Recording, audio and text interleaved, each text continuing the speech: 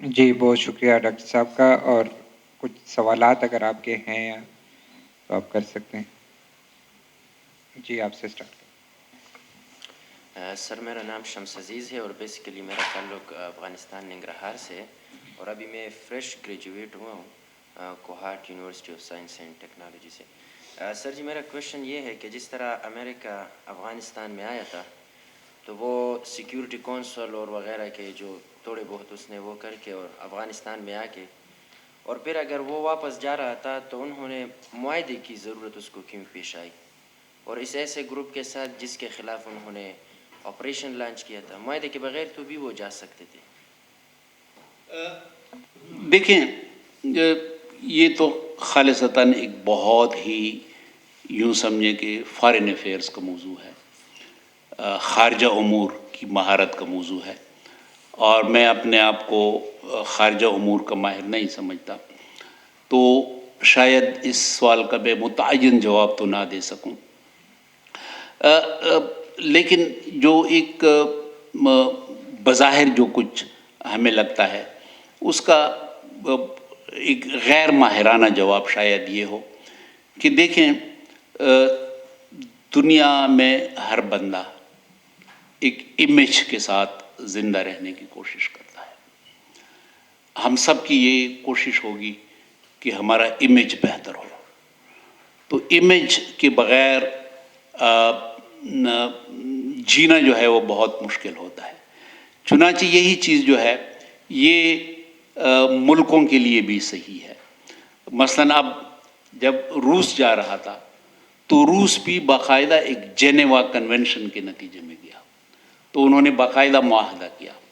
اسی طریقے سے امریکہ نے بھی بجائے اس کے کہ ایسے ہی چادر کندھے پہ رکھ کے جائے، یقیناً اس کے لیے، اس کے امیج کے لیے، اپنے عوام کے سامنے وہاں بتانے کے لیے یہ ایک بہت ضروری ہوتا ہے کہ کوئی ایک اتفاق رائے کی صورت میں. اور پھر امریکہ یا برطانیہ کے اور یہ جو گوری قومیں ہیں یا ایون چین کا بھی، ان کا ایسا ہوتا ہے کہ ان کے فیصلے ہماری طرح نہیں ہوتے. ہمارے تو ایسا ہوتا ہے کہ صبح ایک فیصلہ ہوتا ہے، ظہر کے وقت دوسرا فیصلہ ہوتا ہے، عصر کے وقت، شام کو پھر فیصلہ بدل جاتا ہے. وہاں پہ فیصلے جو ہیں وہ نسلوں کے لیے ہوتے ہیں. مثلاً ہانگ کانگ پہ جب برطانیہ کا قبضہ ہو گیا تو چین کے ساتھ معاہدہ کتنے سال کا تھا؟ 100 سال کا معاہدہ تھا کہ 100 سال کے بعد یہ خطہ جو ہے یہ دوبارہ ہمارے پاس آئے گا. اب ہم تو اس کا سوچ بھی نہیں سکتے، ہم تو 100 دن کا بھی انتظار نہیں کرتے، تو 100 سال کا انہوں نے. تو اس طریقے سے یہی ہوتا ہے کہ یہ قومیں جو ہیں ان کی بات چیت جو شروع ہوئی تھی یا سوچ، یہ 2007 سے تھی، اور پھر فیصلہ آیا 2021 میں.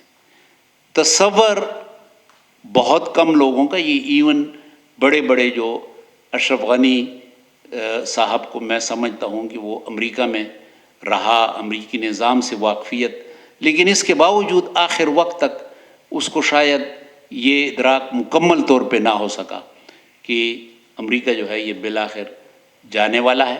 اور امریکہ نے یہ فیصلہ کیا ہے کیونکہ اس کے اندر یہ ایک صورتحال پیدا ہو گئی کہ لوگوں نے پوچھنا شروع کیا کہ آپ کے ٹریلینز کیوں شام میں اور افغانستان میں خرچ ہو رہے ہیں، جبکہ خود ان کے ہاں معاشی مشکلات کی ایک سچویشن پیدا ہو گئی تھی. سر جی افغانستان اس طرح رشیا نے جنیوا کنونشن کے تحت گورنمنٹ جو دی تو وہ ایک الیکٹڈ بندے تقریباً، لیکن یہاں پر جو انہوں نے ڈیلیور کیا تو وہ ایک ہم اس کو کمپیئر کر سکتے ہیں. دیکھیں یہ تو حالات پہ ڈیپینڈ کرتا ہے.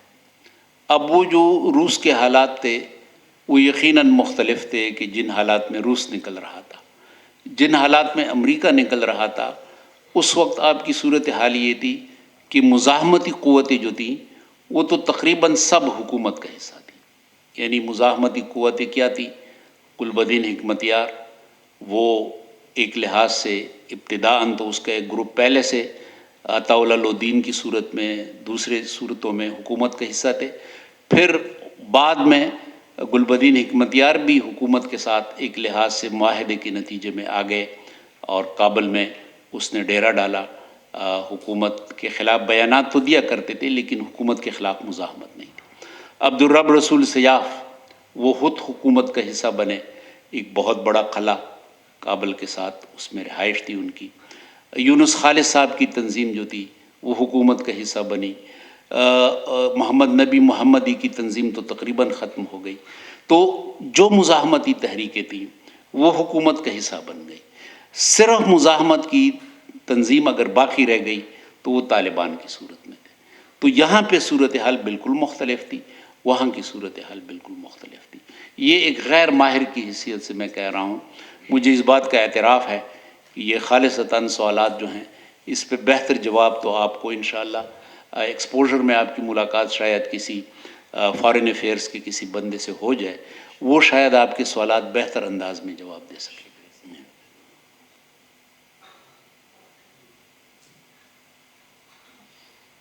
Bismillah ar-Rahman ar-Rahim. I am Misrar Samim from Afghanistan and I am doing my MPhil in Political Science University of Peshawar. Sir, زب سوال پختو کې وکم.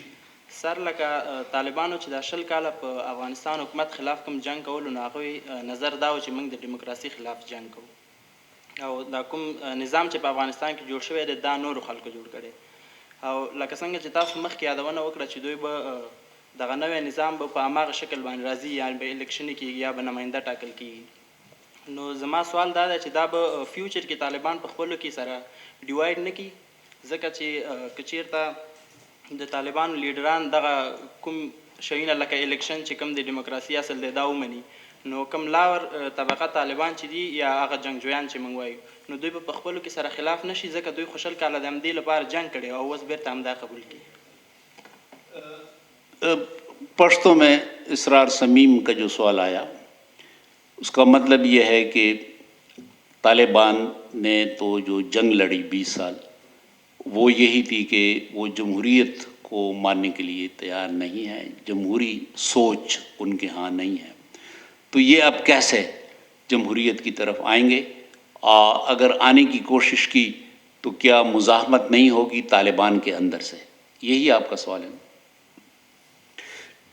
اب پشتوں میں کہتے ہیں کہ اڑن پخپلا خنا خپ ہوئے گی نستر گور دبل پخنا, کہ اندھا بھی اپنے گھر کے بارے میں زیادہ بہتر جانتا ہے, دیدہ دوسرے کے گھر کے بارے میں اتنا نہیں جانتا. تو افغانستان کے بارے میں تو آپ ہی ہمیں زیادہ بہتر بتا سکتے ہیں, ہمیں شاید اتنا علم نہ ہو. لیکن یہ آپ کی بات صحیح ہے کہ افغانستان کے طالبان نے تو جمہوریت کے خلاف باتیں اور موقف جمہوریت کے ضد میں تھا, جمہوریت کو ماننے کے لیے وہ تیار نہیں تھے. اب نئی صورتحال میں وہ کیسے اس صورتحال کو سنبھالنے کی کوشش کریں گے؟ تو اس میں یہی ہے کہ طالبان نے مخالفت کی تھی جو میں سمجھا ہوں, 1 man 1 vote کی. طالبان یہ ماننے کے لیے تیار نہیں کہ کوئی بندہ آئے, اس کے پاس ووٹ کی پرچی ہو, وہ صندوق میں ڈالے, اس کی مرضی کے مطابق ایک بندہ منتخب ہو, اس میں یہ شرط نہ ہو کہ یہ بندہ جو ہے یہ نیک ہے, یہ صحیح مسلمان ہے, مسلمان نہیں ہے, مانتا ہے اسلام کو, نہیں مانتا. کوئی بھی بندہ الیکشن کے لیے سامنے آ سکتا ہے. اس کے تو طالبان خلاف تھے کہ پارلیمنٹ بنے, اسمبلی بنے, وزیر اعظم بنے, صدر بنے, اس کے تو وہ خلاف. لیکن افغانستان کا اپنا ایک قبائلی نظام ہے, ایک روایت ہے. اس روایت کے اندر رہتے ہوئے اگر آپ 1 man 1 vote نہ بھی کریں لیکن اس کے باوجود ایک نمائندہ حکومت بن سکتی ہے. اب مثلا یہاں پہ ہم ایک اولسوالی ہے, سپوز فرض کریں یہ اولسوالی ہے. اب اس اولسوالی کا ایک طریقہ تو جمہوری ہے کہ اسرار سمیم بھی الیکشن لڑے, اسرار مدنی بھی الیکشن لڑے, جس کے حق میں زیادہ لوگ ہوں وہ. ایک دوسرا بھی طریقہ ہے کہ یہ اولسوالی کے لوگ سب یکجا ہو جائیں اور یہ فیصلہ کر لیں کہ فلاں جو ہے یہ ہمارا نمائندہ ہے، تو وہ جو جمہوری نظام میں تو اکثریت کا نمائندہ آ جاتا ہے، لیکن اس افغان نظام میں اجتماعیت کا نمائندہ آ جاتا ہے. وہ پورا گاؤں، پورا علاقہ اس کے اوپر، جس کو ہم پشتو میں کہتے ہیں پسارے پگڑی کے دی، اس کے سر پہ پگڑی باندھ دیتے ہیں، یعنی اس کو اپنا. تو یہ طریقہ جو ہے، اگر اس طریقے کی طرف آئیں لوگ، طالبان بھی اس کے لیے زیادہ اپنے آپ کو کمفرٹیبل فیل کریں گے، ان کو اس میں کوئی اعتراض نہیں ہوگا. تو میں سمجھتا ہوں کہ پاکستان یا دیگر ممالک سے زیادہ بہتر نمائندہ حکومت افغانستان میں قائم ہو سکتی ہے، جو طالبان کا جو موقف ہے اس کے مطابق بھی ہوگی. اور نام بے شک وہ وزیر اعظم نہ رکھیں، حالانکہ پہلے انہوں نے وزیر اعظم نام رکھا تھا.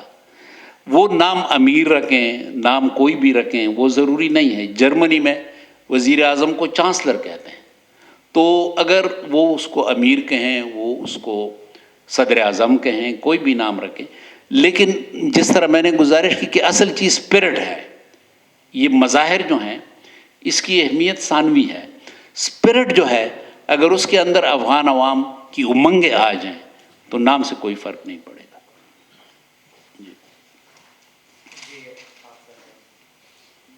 بسم اللہ الرحمن الرحیم. سر میرا نام ذبیح اللہ ہے اور میں افغانستان کے کابل پروونس سے تعلق رکھتا ہوں. میرا سر دو چھوٹے کوشچن ہیں. ایک تو یہ سر کہ جو طالبان کا کرنٹ رژیم آیا ہے افغانستان میں ایک اسلامک پرسپیکٹو کے بنا پہ، آیا سر یہ لیجیٹمیٹ ہے یا نہیں ہے؟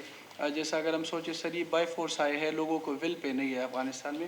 اور دوسرا جو شریعہ طالبان امپوز کر رہے فعلاً افغانستان میں، آیا مطلب سر یہ فیئر انٹرپریٹیشن ہے اسلامک شریعہ کا، یا یہ لوگ ایک ایکسٹریمسٹ لیول پہ جا رہے ہیں، جیسے آپ نے برقع کی بات کی یا جو گرلس ایجوکیشن کا ایشو ہے؟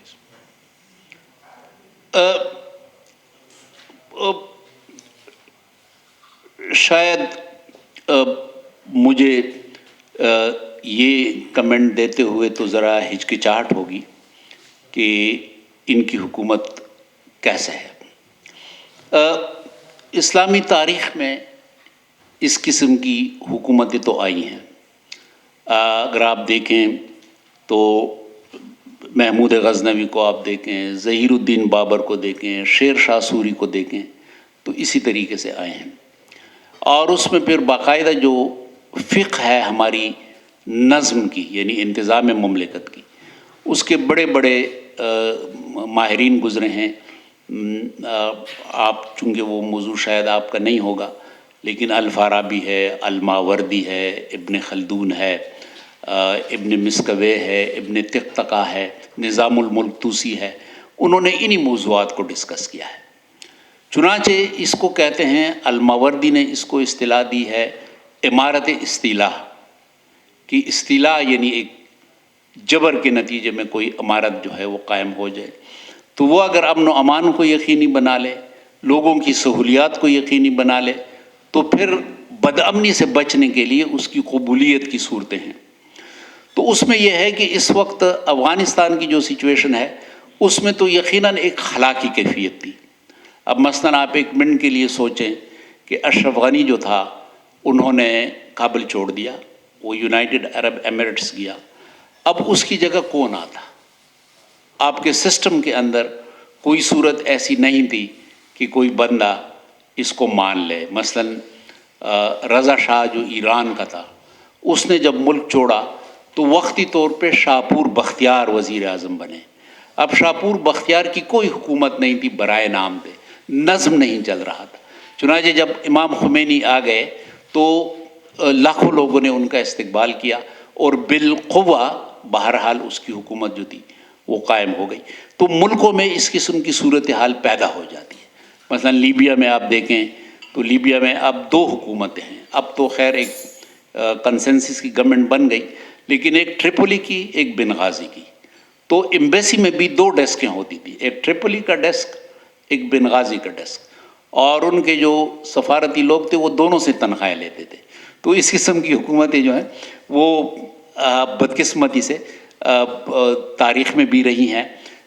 بہتری کی طرف ہم جا رہے ہیں. اب ہم نے دیکھنا یہ ہے کہ پوری دنیا جو ہے اس وقت بشمول وہ کہ جو طالبان کے ساتھ ہمدردی رکھتے ہیں، یعنی مخالف نہیں ہیں، مثلا چین ہے، روس ہے، یہ وہ دونوں ملک ہیں کہ جو طالبان کے ساتھ چاہتے ہیں کہ ایک افغانستان کو بہتری کی طرف لے جائے، کیونکہ وہ خطے کے ممالک ہیں، وہ بھی ان کو تسلیم کرنے کے لیے ابھی تک تیار نہیں ہیں، بلکہ وہ انہیں کہتے ہیں کہ آپ لوگ ریپریزنٹیٹیو بنیں، آپ لوگوں سے پوچھیں، آپ کی حکومت کو قبولیت عامہ حاصل ہو۔ تو ہمیں امید کرنی چاہیے کہ آس پاس کے جو ممالک ہیں ان کی وجہ سے افغانستان اور یہ پورا خطہ، افغانستان کو ہم اپنے سے الگ نہیں سمجھتے، کیونکہ افغانستان کے حالات خراب ہوں تو اس کا اثر پاکستان پہ بھی پڑے گا۔ بالخصوص ہم بہت زیادہ پریشان ہیں سی پیک کے حوالے سے، کیونکہ سی پیک پورے خطے کا ایک منصوبہ ہے اور ہم چاہتے ہیں کہ سی پیک کے فائدے افغان عوام کو بھی حاصل ہوں۔ نوین۔ السلام علیکم سر، میرا نام نوین ہے، میں جلال آباد سے میرا تعلق ہے۔ ایک دو چھوٹے چھوٹے سوال ہے۔ سب سے پہلے تو آپ جیسے آپ نے اسپیچ میں کئی مرتبہ بولا ہے کہ ہم بہتری کی طرف جا رہے ہیں، تو آپ کیسے اس کو جسٹیفائی کریں گے کہ طالبان کے ٹیک اوور کے بعد ہم بہتری کی طرف جا رہے ہیں؟ ایز این افغان میں نہیں سمجھتی کہ ہم لوگ بہتری کی طرف جا رہے ہیں، بالکل مطلب طالبان سے بالکل ہوپ نہیں ہے افغان مطلب یوتھ کو۔ تو یہ بات۔ دوسری بات یہ کہ جیسے طالبان بائی فورس آئے ہیں، آپ نے جیسے ذکر کیا کہ اشرف غنی تو چلا گیا، مطلب اگر اشرف غنی رہتا بھی اس کی موت سے ہمیں کیا ملتا؟ طالبان نے ظاہر ہے اس کو یا جیل میں ڈال دینا تھا یا مار دینا تھا، اور انہوں نے آنا تھا، وہ کابل تک پہنچ گئے تھے، پورے پروونسز پہ قبضہ کرنے کے بعد کابل تک پہنچے، تب اشرف غنی گیا۔ مطلب ایگریمنٹ میں ایسا کچھ نہیں تھا، انہوں نے پروونسز کیپٹلز کو آکوپائی نہیں کرنا تھا۔ اگر ہم لڑتے بھی تو ہلمند آپ دیکھ لے، کندہار آپ دیکھ لے، کیا ہوا؟ ٹھیک ہے۔ دوسری بات یہ سر کہ طالبان کو آپ کہاں دیکھتے ہیں، کتنا عرصہ رہیں گے؟ کیونکہ ان کو پبلک کا سپورٹ حاصل نہیں ہے، تو اگر وہ کتنا عرصہ رہیں گے، مطلب اپروکسیمیٹلی وہ 2 سال رہتے ہیں، 3 سال رہتے ہیں، زیادہ سے زیادہ 10 سال رہتے ہیں، کوئی نیکسٹ گورنمنٹ آتی ہیں، پھر ہمارے تعلقات پاکستان کے ساتھ کیا ہوتے ہیں؟ کیونکہ آپ کے تو سارا مطلب انڈے ایک ہی ٹوکری میں ڈالے ہوئے ہیں، تو اس سچویشن میں کیا ہوگا پھر؟ جی گاٹ اٹ۔ بالکل، بہت اچھا سوال آپ نے کیا۔ یہ صرف میں یہ کہوں گا کہ ایک تو یہ ہے کہ افغانستان کے بارے میں کم از کم میرا کوئی ایسا موقف نہیں ہے کہ میں یا اشرف غنی کا حامی یا طالبان کا حامی، ہم صرف ایک چیز کے حامی ہیں، اور وہ یہ ہے کہ ہم افغانستان کو ایک بہت ہی خوشحال ملک دیکھنا چاہتے ہیں، اور ہمارے دل جو ہیں وہ افغانستان کے ساتھ دھڑکتے ہیں۔ اس کی وجہ یہ ہے کہ ہم سب اصلاً افغانستان سے ہیں، ہمارے پردادا خوست سے آئے تھے، تو ہم خوستی ہیں۔ تو اس طرح سب یہاں پہ، کوئی غزنوی ہے، کوئی یہاں پہ ہرات سے ہے، کوئی جلال آباد سے ہے، ہم الگ اپنے آپ کو نہیں رکھ سکتے، تو ہم کسی کے حامی تو نہیں ہیں۔ فرق صرف یعنی کسی خاص گروپ کے ہم حامی نہیں ہیں۔ فرق صرف یہ ہے کہ یہ جو گلاس ہے، یہ گلاس کے اندر ہم پانی ڈالیں آدھا، تو آپ کہیں گے کہ آدھا گلاس خالی ہے، لیکن میں کہوں گا کہ آدھا گلاس الحمدللہ فل ہے۔ تو میں ذرا برائٹ سائڈ کی طرف جا رہا ہوں۔ آپ چونکہ جوان ہیں تو آپ نیگیٹو سائڈ کی طرف۔ ہم یہ نہیں کہتے کہ طالبان جو ہیں وہ ایک ناکام حکومت ہیں، زبردستی۔ ایک حقیقت ہے، آپ بھی مانتے ہیں، میں حامی ہوں کہ مزاحمت کا کوئی فائدہ نہیں تھا، کیونکہ مزاحمت کا فائدہ تب ہوتا کہ اگر امریکہ بھی سپورٹ دیتا۔ امریکہ نے جب سپورٹ ودرا کر لیا تو پھر مزاحمت کا۔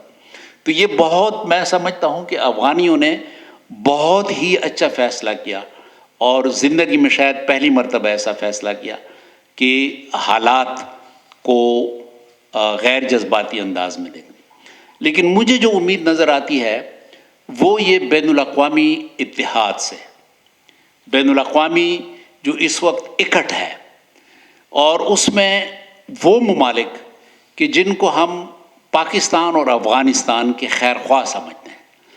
چین کو میں سمجھتا ہوں کہ وہ پاکستان اور افغانستان کا دونوں کا بہت خیر خواہ ملک ہے، اور ان کی چین کی پالیسی جو ہے وہ خیر خواہی پر مبنی ہے. تو ایک تو اس کا جو موقف ہے، میں سمجھتا ہوں کہ کوشش کرنی چاہیے کہ ہم چین کے ساتھ زیادہ تعامل رکھیں اور چین کے اس موقف کی حمایت کریں، تقویت دیں، حوصلہ افزائی کریں کہ چین کا دباؤ طالبان کے اوپر ہو. روس یقیناً افغانستان کے بارے میں بہت اچھے جذبات رکھنے والا ملک ہے، تو یہ دونوں کا دباؤ جو ہے یہ مجھے امید دلانے کے لیے کافی ہے. اب فیصلے بہرحال اللہ تعالیٰ کے ہاتھ میں ہیں، لیکن میں تو پر امید ہوں کہ انشاءاللہ چین، روس اور باقی جو خطے کے تمام ممالک، ایران، پاکستان، سب جو ہیں وہ متفق ہیں اور طالبان پر دباؤ ڈال رہے ہیں کہ جو اس وقت تقاضا ہے عوام کی امنگوں کے مطابق نظام کا، وہ آ جائے. اور کسی نے ہمیشہ نہیں رہنا. افغانستان کے اندر تبدیلی کا پیراڈائم جو ہے وہ پاکستان سے مختلف رہا ہے. پاکستان کے اندر تو تبدیلی جو آتی ہے وہ یا الیکشن کے نتیجے میں آتی ہے، یا کبھی کبھی ایسا ہوا کہ مارشل لا یعنی فوجی حکومت قائم ہو گئی. افغانستان کے اندر پیراڈائم دربار کے اندر تبدیلی ہوتی تھی. آپ احمد شاہ عبدالی کے دور سے دیکھیں، امیر حبیب اللہ، امیر امان اللہ، اس کے بعد جی ظاہر شاہ، اس کے بعد جی اب سردار داؤد، اس کے بعد یہ پیراڈائم شفٹ جو آ گیا کہ ہجرت ہو گئی، لوگ دنیا بھر میں افغان چلے گئے، یہ پیراڈائم شفٹ تھا، یہ نہیں ہونا چاہیے تھا، لیکن اب ہوا ہے. اب ریورس نہیں کر سکتے. ہم اردو میں کہتے ہیں، پشتو میں بھی آپ یقیناً کہتے ہوں گے کہ آپ ماضی کو ٹھیک نہیں کر سکتے. ماضی میں جو ہوا ہے اس کو ہم ٹھیک نہیں کر سکتے. ہم نے حال اور مستقبل کی فکر کرنی ہے. جی ویسا یہ آخری سوال ہم لے رہے ہیں.